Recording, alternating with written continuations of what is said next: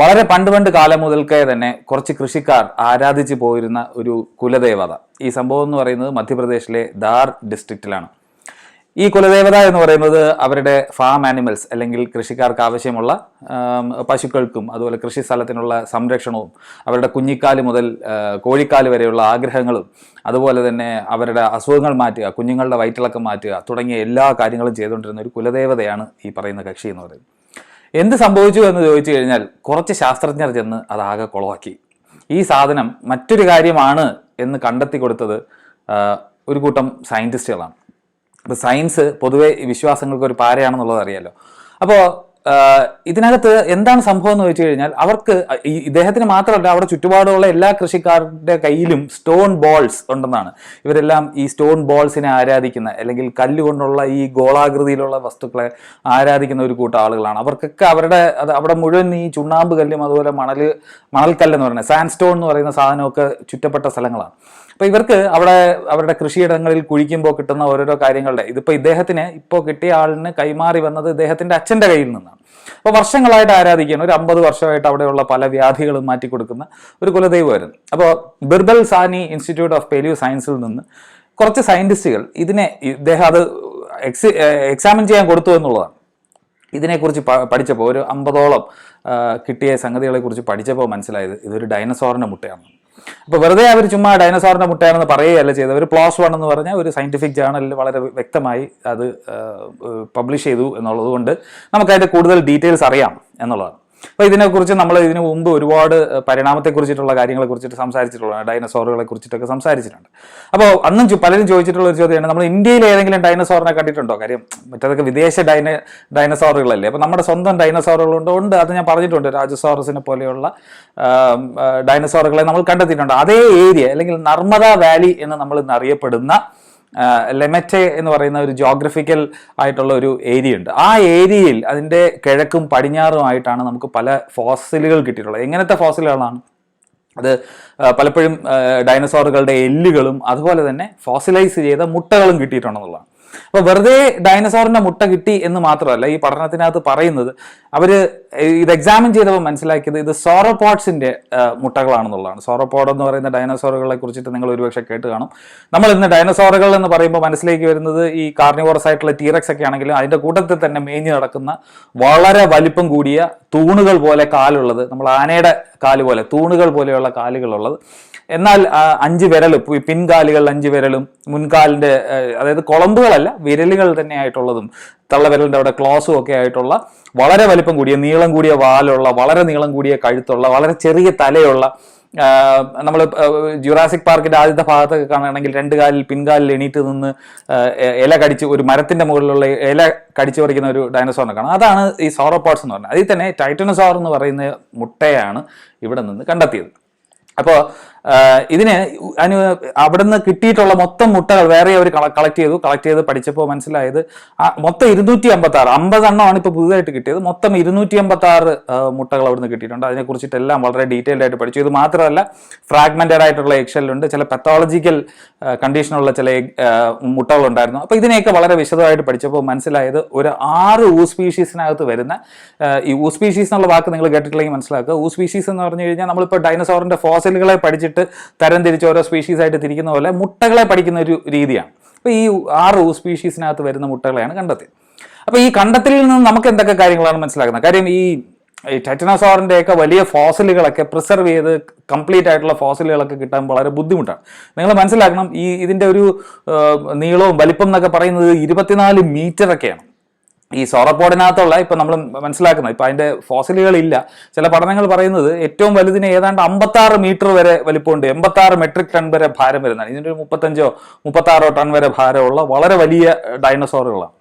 അപ്പോൾ ഈ ഡൈനസോറുകളുടെ പ്രിസർവ് ചെയ്ത ഫോസിലുകൾ കിട്ടാനായിട്ട് ബുദ്ധിമുട്ടാണ്. പല കഷ്ണങ്ങളായിട്ടൊക്കെയാണ് കിട്ടുന്നത്. കംപ്ലീറ്റ് ആയിട്ട് ഒരൊറ്റ അടിക്കുള്ള ഫോസിൽ കിട്ടാനായിട്ടുള്ള ബുദ്ധിമുട്ട് എന്നാലും കുറേയൊക്കെ കിട്ടിയിട്ടുണ്ട്.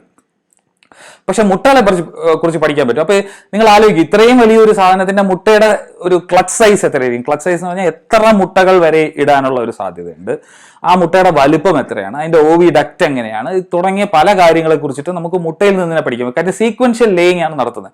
ഒന്നിട്ട് അതിനുശേഷം അടുത്ത മുട്ടയിട്ട് അങ്ങനെ വരുന്ന സമയത്ത് അതിനെക്കുറിച്ചിട്ട് പഠിക്കാനായിട്ടുള്ള രീതികൾ ഇന്ന് ശാസ്ത്രജ്ഞർക്കുണ്ട് എന്നുള്ളതാണ്. അപ്പൊ ഇതിനകത്തുള്ള തമാശയുള്ള ഒരു കാര്യം എന്ന് വെച്ച് കഴിഞ്ഞാൽ ഇവരിത് പഠിച്ചപ്പോൾ അവർക്ക് മനസ്സിലായ കാര്യം ഇത് കൂടുതലും ഇപ്പൊ ഞാൻ പറഞ്ഞു നർമ്മദ വാലിയിൽ ലെമറ്റെ എന്ന് പറയുന്ന ജോഗ്രഫിക്കൽ ഏരിയയിലാണ്. അപ്പോൾ കൂടുതലും അപ്പർ ക്രൈറ്റേഷ്യസ് ആയിട്ടുള്ള സമയങ്ങളിൽ ഒരു 77 മില്യൺ വർഷങ്ങൾക്ക് മുമ്പൊക്കെ ഒരുപക്ഷെ ആ ഏരിയയിലുള്ള ജീവികളായിരുന്നിരിക്കണം. കൂടുതലും മുട്ടയിട്ടിരിക്കുന്നത് ഇത് ഞാൻ നേരത്തെ പറഞ്ഞല്ലോ ഹെർബിവോഴ്സ് ആയിട്ടുള്ള ഒരു ജീവിയാണ്. കാർണിവോർസ് എന്ന് പറയുമ്പോഴത്തേക്കും മാംസഭുക്കുകളായിട്ടുള്ള, ഹെർബിവോഴ്സ് എന്ന് പറയുമ്പോൾ ഈ നമ്മുടെ ഇന്ന് കാണുന്ന പശുക്കളെയൊക്കെ പോലെ പുല്ലും വെജിറ്റേഷനും ഫ്രൂട്ട്സും ഒക്കെ തന്ന് ജീവിക്കുന്ന ജീവികളാണെന്നുള്ളതാണ്. ഇപ്പൊ ഇതൊരു ഗ്രൂപ്പായിട്ടാണ് മുട്ട ഇടുന്നത് എന്നുള്ളത് മനസ്സിലാക്കിയിട്ടുണ്ട്. ഇപ്പൊ പുതിയ ഇതിന്റെ ഭാഗമായിട്ട് തന്നെ നമുക്ക് മനസ്സിലാക്കിയത് ഒരു ക്ലച്ചിനകത്ത് ഒരു 50 60 ഉള്ളതുണ്ടാവും. ചിലപ്പോൾ ഒന്നിലധികം ജീവികൾ ഒരേ സ്ഥലത്ത് മുട്ടയിടുകയും അതിനുശേഷം കുഴിച്ചിടുകയും ചെയ്യുകയാണെന്നുള്ളതാണ്.